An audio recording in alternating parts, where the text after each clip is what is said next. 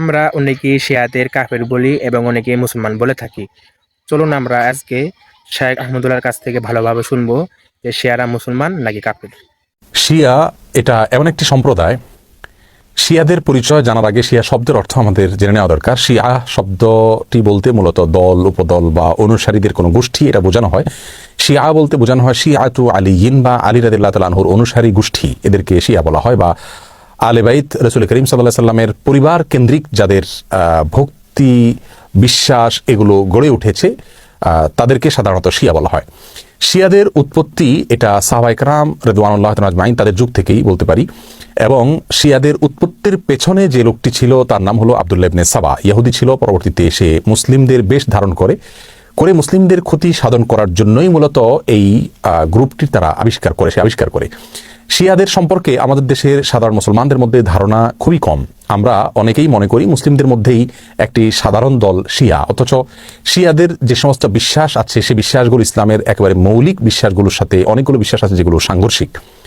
অনেক ভাই বোনরা মনে করেন যে শিয়াদের সাথে আহলে সুন্নাহ ওয়াল জামাআতের, অর্থাৎ যারা কোরআন এবং সুন্নাহকে দলিল হিসাবে গ্রহণ করে সেটাকে অনুসরণ করে, তাদের সাথে শিয়াদের একটা পার্থক্য তারা মনে করেন যে শুধুমাত্র খেলাফত নিয়ে, অর্থাৎ আবু বকর রাদিয়াল্লাহু তাআলা এবং আলী রাদিয়াল্লাহু তাআলা আনহুর ভিতরে কে বেশি খেলাফতের হকদার এটা নিয়ে মত পার্থক্য। আসলে বিষয়টা তা নয়, বরং শিয়াদের বিশ্বাসগুলোকে একত্র করা কঠিন। তাদের মধ্যে অনেকগুলো দল উপদল আছে, তার ভিতরে কমন কিছু বিশ্বাস আছে বেশিরভাগ শিয়ারা লালন করে।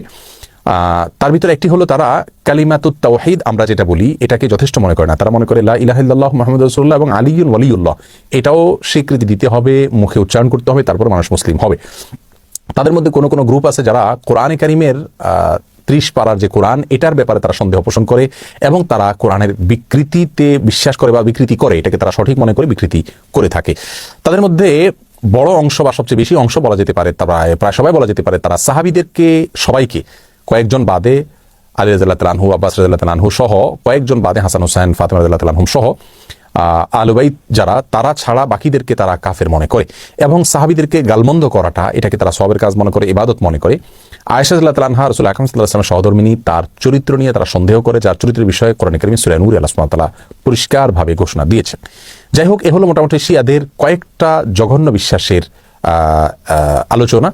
এবারে আসি শিয়াদের একটা বিশেষ দল, তাদেরকে ইসনা আশারিয়া বলা হয়। মূলত ইসনা আশার শব্দের অর্থ হলো 12। ইসনা আশারিয়া গ্রুপ বলতে শিয়াদের ওই গ্রুপকে বলা হয় যারা 12 জন ইমামে বিশ্বাস করে, অর্থাৎ যারা মনে করে যে 12 জন ইমাম আল্লাহর পক্ষ থেকে নির্ধারিত, তারা রাসূল করিম সাল্লাল্লাহু আলাইহি সাল্লামের ওয়াফাতের পরে ধারা পরম্পরায় আসছেন এবং তাদের মধ্যে প্রথম ইমাম ছিলেন আলী রাদিয়াল্লাহু তাআলা আনহু এবং সর্বশেষ ইমাম ছিলেন মুহাম্মদ ইবনুল হাসান আল আসকারী। এসব ইমামদের সম্পর্কে, ইমামদের মধ্যে সর্বশেষ ইমাম যিনি মুহাম্মদ ইবনে হাসান আল আসকারী, তারা মনে করে তিনি লুকায়িত হয়ে গেছেন, আবার প্রকাশিত হবেন এবং এই ইমামরা সবাই নিষ্পাপ, তারা কোনো ভুল-ত্রুটির ঊর্ধ্বে এবং এই ইমামরা সকল প্রকার ইবাদত বন্দেগীর ঊর্ধ্বে উঠে গেছে, তাদের কোনো ইবাদত বন্দেগী করতে হয় না। এই বিশ্বাসগুলো লালন করে থাকে ইসনা আশারিয়া গ্রুপ।